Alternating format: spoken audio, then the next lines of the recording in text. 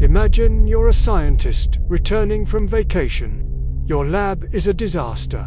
Petri dishes stacked haphazardly, one clearly contaminated with mold. Annoyed, you're about to toss it when something stops you. Around that blue-green mold, bacteria are dying. This exact moment happened to Alexander Fleming in 1928. He almost dismissed it. But that mold was penicillin. The antibiotic that would save over 200 million lives started with an overlooked experiment. And it wasn't alone. Some of humanity's greatest breakthroughs began with failure, frustration, or pure accident. We walk through a world shaped by brilliant mistakes. Objects so ordinary we barely notice them, yet their origins are tales of chaos and serendipity. Today, we uncover the hidden histories of 10 accidental inventions that rewrote our lives. Strap in. The first one involves chocolate and top-secret World War II tech. It's 1945. Percy Spencer, a self-taught engineer, is testing magnetrons for Raytheon's radar systems. Suddenly, he feels warmth. The chocolate bar in his pocket has melted into a gooey mess. Spencer is intrigued. He aims the magnetron at popcorn kernels. They explode into fluffy white clouds. An egg placed in front of the device trembles, then detonates. Spencer realized microwaves could cook food faster than any stove. But here's what most miss.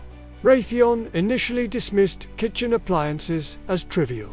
The first commercial microwave oven, in 1947, the Radarand, it stood nearly 6 feet tall, weighed 750 pounds, and cost a jaw-dropping $5,000.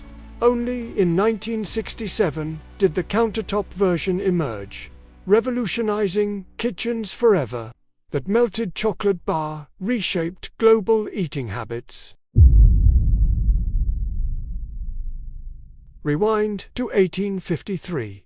Moon's Lake House, Saratoga Springs. Chef George Crumb is furious. A wealthy customer, likely Cornelius Vanderbilt, keeps sending back fried potatoes. Too thick, too soggy.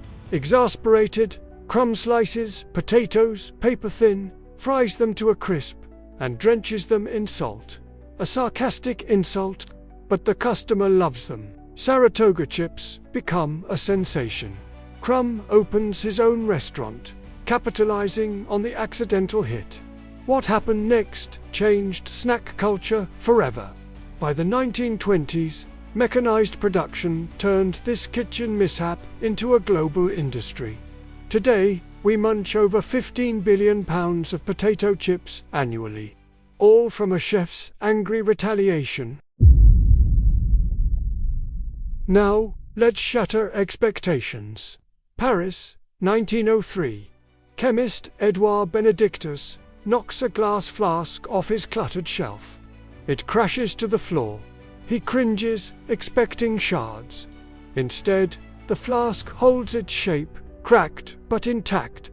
Why? It once held cellulose nitrate solution, leaving an invisible plastic film inside. Benedictus recalls a recent newspaper headline: a car accident where flying glass maimed passengers.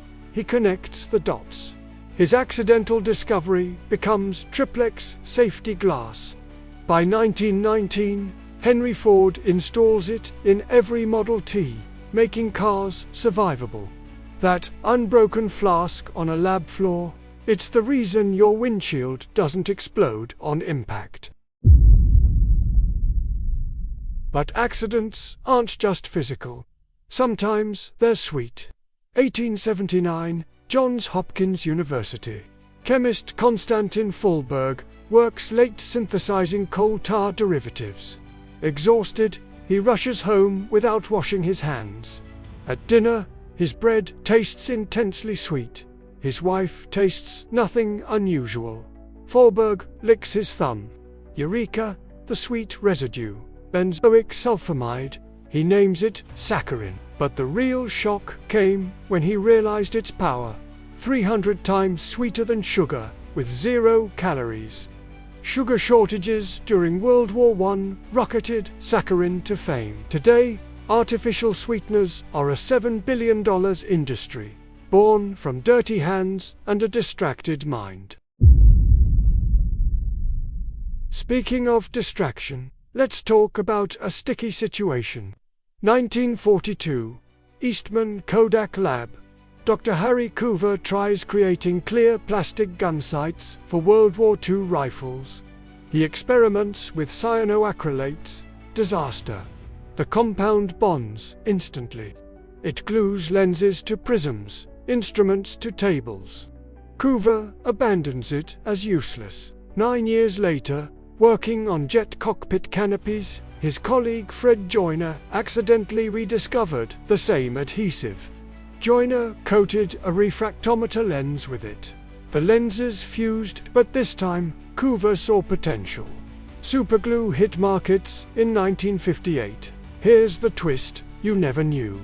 During the Vietnam War, medics sprayed superglue on soldiers' wounds to seal them instantly, saving countless lives. That failed adhesive now holds everything from broken teacups to human tissue.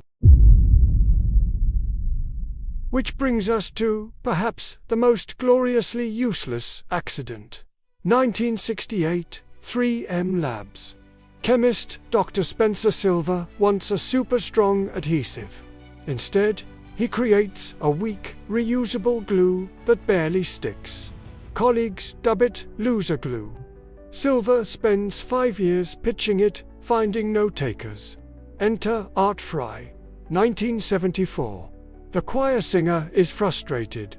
Paper bookmarks keep falling from his hymnal. Fry remembers Silver's useless glue. He coats paper strips with it. The temporary sticky note is born. But 3M's marketing team hated it. Who pays for barely sticky paper? They scoffed. The real breakthrough, the Boise Blitz. In 1977, 3 meters flooded Boise, Idaho offices with free samples. When they stopped, demand exploded. Today, over 50 billion Post-its are sold yearly. A solution without a problem became an icon of human creativity.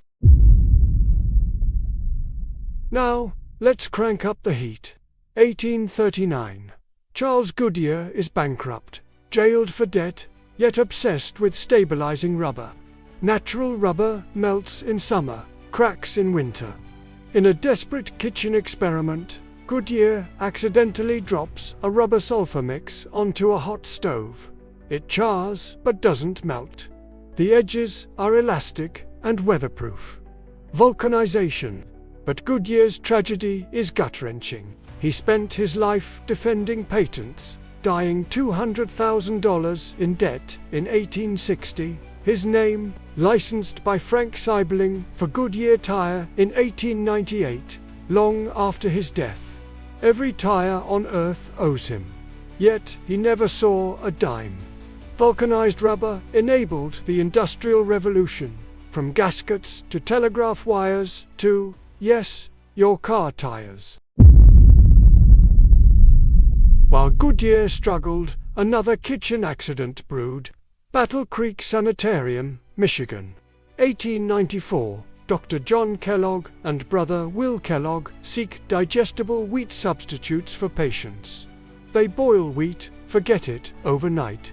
Returning, they find it stale. Rolling it out anyway, it flakes. Baking creates crisp, easy-to-eat wheat flakes. But the real accident came later. Using cheaper corn, Will Kellogg left a batch cooking too long. The kernels dried out, producing flakier, crispier cereal. John hated the idea of commercializing it. Will rebelled, adding sugar against his brother's health food principles. Cornflakes launched in 1906, founding a cereal empire and fracturing a family. That overcooked corn gave us breakfast culture. But accidents can also illuminate. Germany, 1895. Physicist Wilhelm Röntgen experiments with cathode rays. He darkens his lab, covers a tube in black cardboard. Yet, a barium platinocyanide screen glows eerily across the room. Invisible rays are penetrating solid matter. Röntgen calls them X4, unknown. Testing them, he places his wife Bertha's hand over photographic paper. The developed image shows her bones and wedding ring. Bertha recoils. I have seen my death, but Röntgen saw life. Within a year, X-rays diagnosed fractures and bullets. He refused to patent it, calling it for mankind. His selflessness meant any hospital could adopt it. By 1901, he won the first Nobel Prize in physics. That ghostly glow revolutionized medicine. Finally, back to where we began. London, 1928.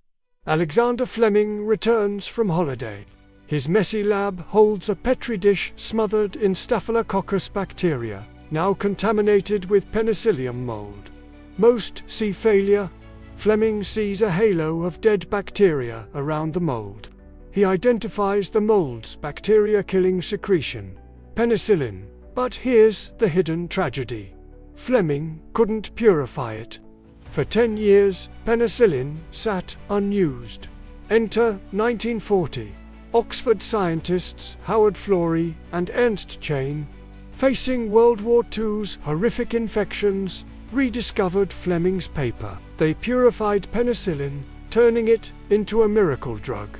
By D-Day, production was massive enough to save thousands of soldiers. Fleming, Florey, and Chain shared the 1945 Nobel Prize. That contaminated dish became medicine's greatest weapon. So, what binds these 10 accidents? Human ingenuity meeting chaos. Not perfection, but the curiosity to ask, why did that fail? And what if? This story teaches us that breakthroughs rarely come from flawless plans. They emerge from attentive minds navigating messes. The next time you spill, burn, or break something, pause. Look closer. Your biggest frustration might contain the seed of something revolutionary. Because progress isn't just built by those who never fail. It's built by those who pay attention when they do. Now, we want to hear from you. Which accidental invention shocks you the most? And what everyday object in your home do you suspect has a wild origin story? Share your thoughts below. If you enjoyed uncovering these hidden histories, hit like. It helps us dive deeper into forgotten stories. Subscribe and tap the bell for more origins of stuff. Next time, we dissect the chaotic origins of the internet. Trust us, you've never heard the full story. Until then, stay curious. The world is built on brilliant mistakes.